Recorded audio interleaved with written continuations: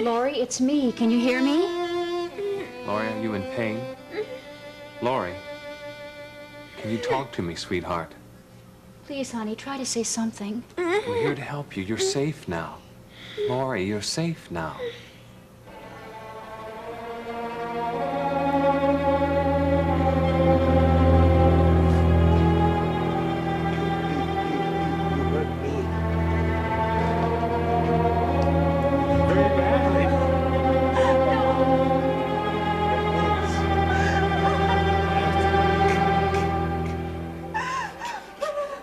Kill you now. No, please don't. Please don't. No. Have to, Lori. No. Please. No. No. No. No.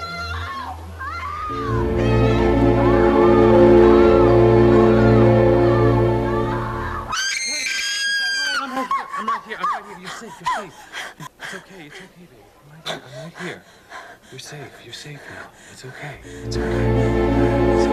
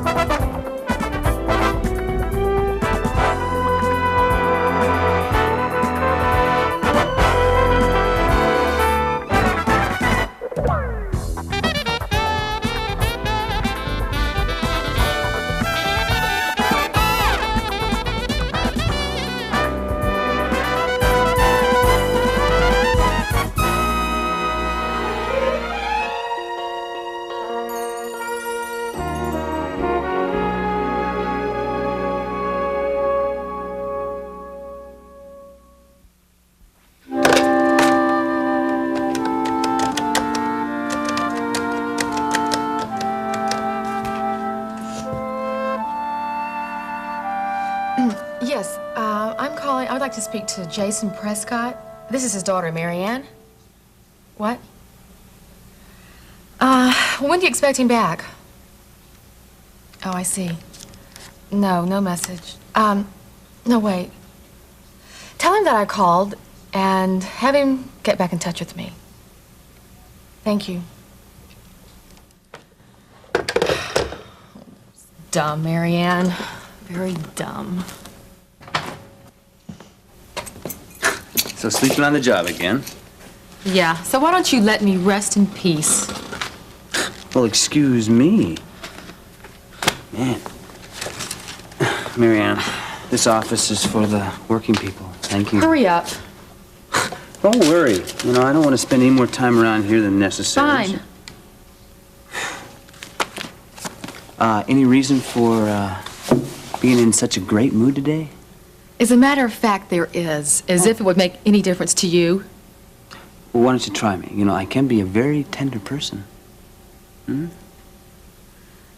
Well, when I went by the hospital earlier today to see Russ, Oh, well, right there. See? I mean, that guy make anybody go into a deep depression. I found out that Lori Martin had been attacked last night. Someone tried to rape her, Gil. Whoa. So I'm not in any mood to play games with you today. Yeah. I'm sorry, Marianne. Is she okay? No, she's not. She's completely withdrawn. She's not responding to anything. Poor girl. Oh, yeah, I bet you're really sorry, Gil. You tried to attack her yourself not too long ago. I don't believe you just said... Marianne! Why? Tell me that was different. It was! How? It was the same motive, Gil. Take what isn't yours at any cost just to satisfy yourself. Wait. I was just... fooling around with her. I mean, it's just teasing her. Just teasing? Gil, that kind of fooling around isn't funny at all. You know, a lot of women walk around with the fear that they're an easy target for someone who rationalizes the way that you do. Okay. I am no match against brute force. Well, okay. Now remember that next time you go out with Loverboy. Now, what's that supposed to mean? Marianne, most rapes are acquaintance rapes. I don't trust Russ Weaver. Yeah. Dr. Dalton, please report to second floor nurses station. Where's Peter? I don't know. I didn't even know he'd left. Oh, it's probably just as well. You hungry? No, not at all. Dr. Woods, call your service. Dr. Woods, call your service.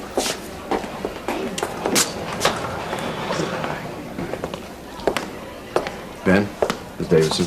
Sergeant, hello. Ben, I realize this is not the best time, but I let it slide last night. Now I got to get answers to some of these questions. Ben? Yeah, okay. Shall we? How's a hand? It's fine. Doing fine. Last night, the guy who did this, what exactly happened when you arrived at that classroom? He lunged at me when I opened one of the doors to a classroom. But you'd seen him before that point. I barely saw him after that point. But you did get a look at him. Not really. Ben, you got to give me more to go on than that. For instance, what kind of build did he have? Did he have any distinguishing marks or characteristics? Medium build. A little stockier than I am, maybe. Possibly brown hair. I really don't know. Any scars, facial hair? John, it was very dark. Okay, is there a possibility that any of the two students that we hauled in last night was one of your assailants? Weren't they upstairs with Alex at the time? Wait a minute. Wait, there was this other punk in Laurie's class. This guy was a real wise guy. His name's Steven something. Squeegee, I think that's his nickname. I certainly hope so. You know, maybe he was the one. We'll check it out. I'm afraid I can't tell you anything more, John. Hey, just one more thing. Officer O'Connor has to talk to Laurie. She's really in no condition, Sergeant. I realize that, but it's very important that we try. Please. All right. But I want to be present when she does. I wouldn't have it any other way. Okay.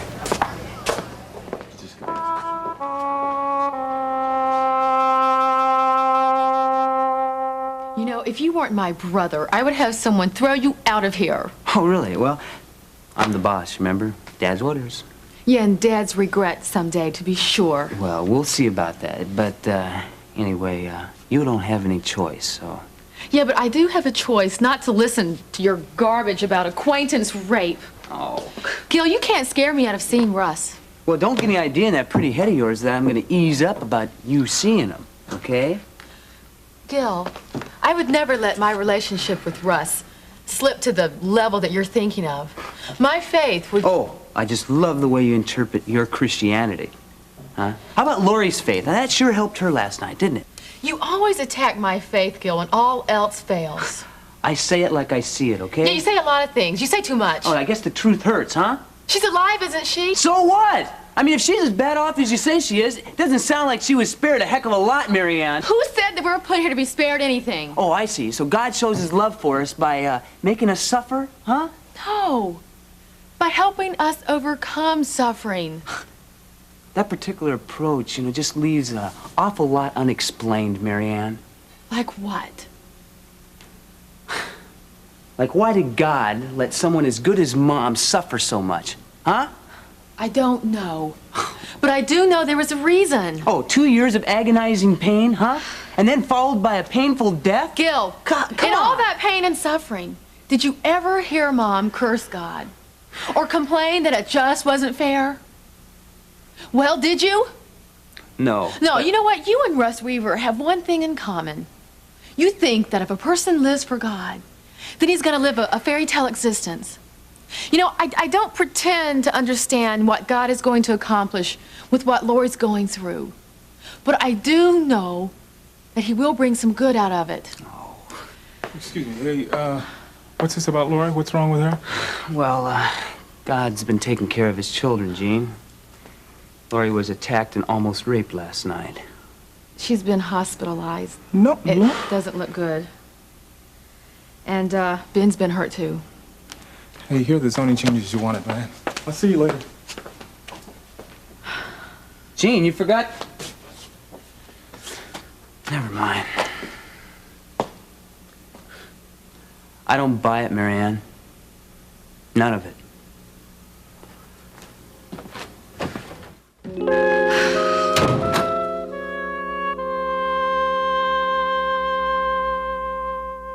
Please, Mrs. Martin, please try to answer me. Did you see your assailant? Mrs. Martin, I realize this is difficult for you, but you must try and help us. Did you see who it was? Isn't it obvious she's not going to respond? I mean, we've been at this for over 10 minutes now. Please, Dr. Martin, just bear with me a minute longer. Was he Caucasian, Mrs. Martin? Was he black? Look, I have had enough of this. I'm not going to subject Laurie to any more of this, okay? But, Doctor, I must at least... Listen, I think your superiors will understand completely once you explain the circumstances. Have a good day. Thank you for letting me try, Doctor.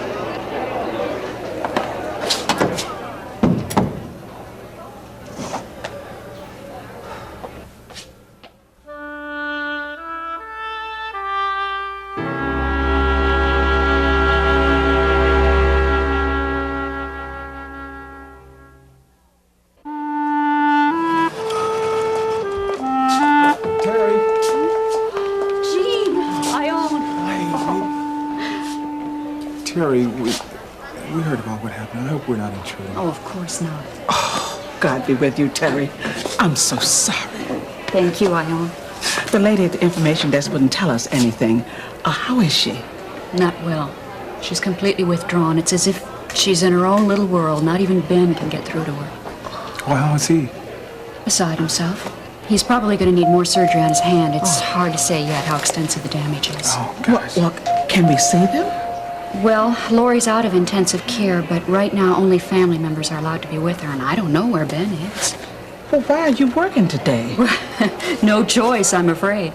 Sweetheart, you look like death warmed over. Mom. No, that's all right.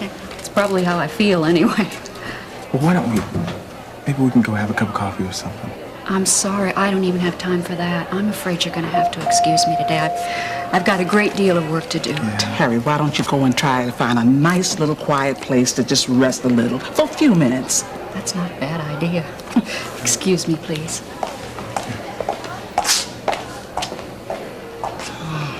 Why do people do things like this? What makes a man act like an animal? Oh, dear Gene, I don't know.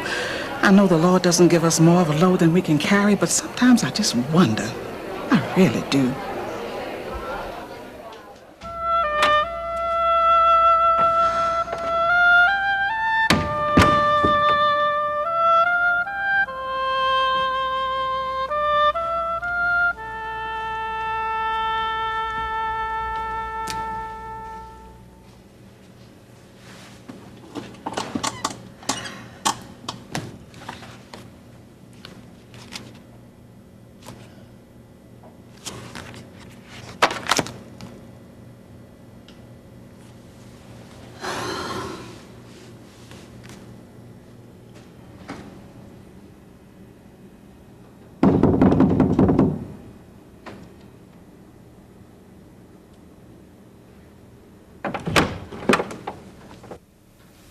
Miss Davison? Your secretary told me just to come in. Oh, of course, please. You know, I realize this is a difficult time for you, so I'll only be a minute. Okay. Well, please, sit down. Oh, no. Thanks, though. The reason I stopped by is just to tell you how sorry I am to hear about what happened to Laurie. And Ben. Thank you. And I know you're probably on automatic pilot right now, so I just want to assure you, with the new nurses' wing, you won't be bothered unless it's absolutely necessary. Well, that's Okay? very sweet of you. I appreciate it. And if you need anything, will you just holler? Okay? Thanks, Gil. My pleasure. Well, oh, yeah, Marianne. Well, she just got done talking to Dad a little while ago, and he's pretty upset. He just told me to tell you if you need him, he'll be there. That sounds Okay. like Jason, all right? Yeah, it does. Well, that's really all I have to say, so See you later. Bye. Just leaving. Ben, sorry that happened. Oh, thanks. I bet you're sorry. Sorry you didn't get to Lloyd first. Ben? And don't defend him. You know how long he's been after Lori. I'm not defending him. What good is it going to do to tear into somebody like that? If it will prevent what happened to Lloyd from happening to another woman, it'll do a lot of good because it is scum just like that that does that kind of thing. Ben, please, calm down. Why should I? I have every right, Terry, to be angry. Someone has brutally destroyed the most precious part of my life. Squeezed the life out of Lori and left that shell up there in her place. So don't tell me not to be angry. Well, I've already told you it's too soon to push Charles for another $5,000. And is it too soon for you to give up the good life? No, I have no objection to giving you the remaining $45,000. No. Correction, Nancy. You have no choice. No, I'll get it to you, I promise. I'm just saying that if we push too soon, we'll only jeopardize your plan. But by not trying, I think it's your plan that's in trouble. No, but don't you see, Tab, that once I'm married, I'll have no problem getting access to that kind of money. Oh. You're telling me you'll be good for it then? Yes, that's exactly what I'm saying. You must think I'm really stupid. No, I don't think any such thing. I'm just asking you to trust me the same way I'm trusting you. You do trust me, don't you? Yes, of course I do. Probably more than you're aware. Nancy, I'm a real physical therapist, you know. Well, they took away my license, but they can't take away my knowledge. Take your spinal cord, for instance. I know all about it. Would you believe that I know what to do to bring on a real paralysis? Nothing to it. Oh? Uh-huh. And if you suddenly developed real symptoms of what you've been faking all this time, who'd even know? In fact, who'd even care? Do you believe that I could do that to you? Yes. What was that? Yes. What are we arguing about, Nancy? Because when I ask you for something, the last thing I want from you is an excuse.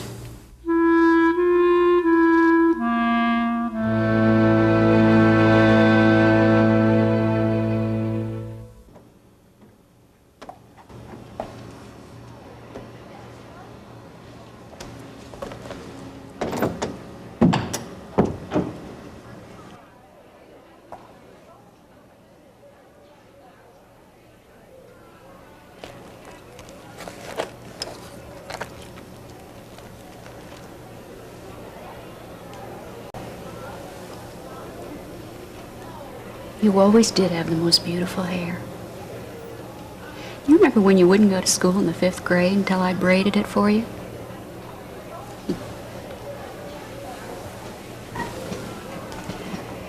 No matter how busy I was or what kind of catastrophe had taken place, you had to have your hair done.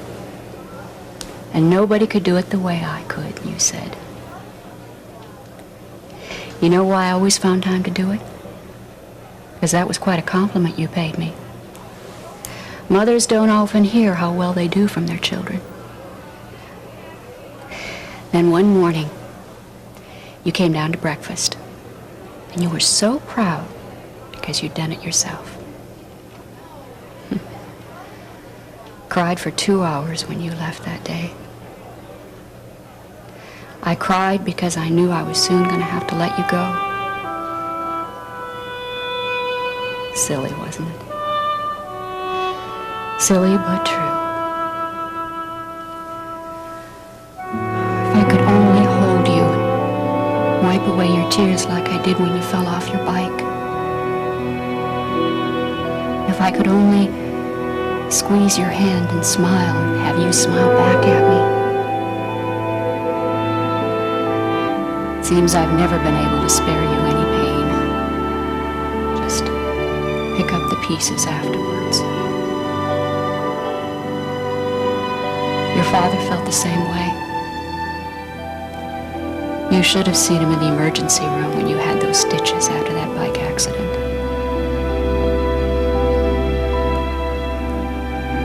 Half of me is glad he's not here to see this. And half of me so desperately wants his comfort and support right now.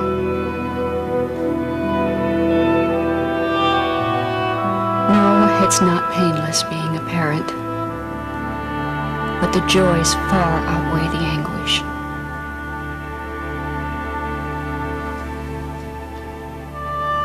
So come back to me, Lori, please.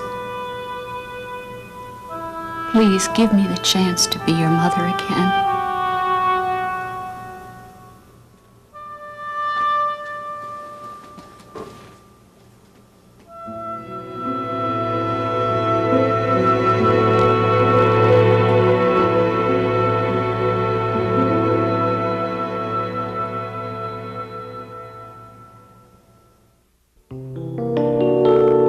I honestly don't know how I'm going to get it this time. A resourceful girl like you? Come on, I find that very hard to believe. No, please, I need more time. I'll do my best. I came through for you the last time, didn't I? Well, there might be a way we can have you buy some time. Well, how can I do that? You consider that a big favor, wouldn't you? Yes, a big one. Favor for a favor, I always say. I would have to return the favor? It's the way it usually works, yeah. Well, how could I do you a favor? No, stop it!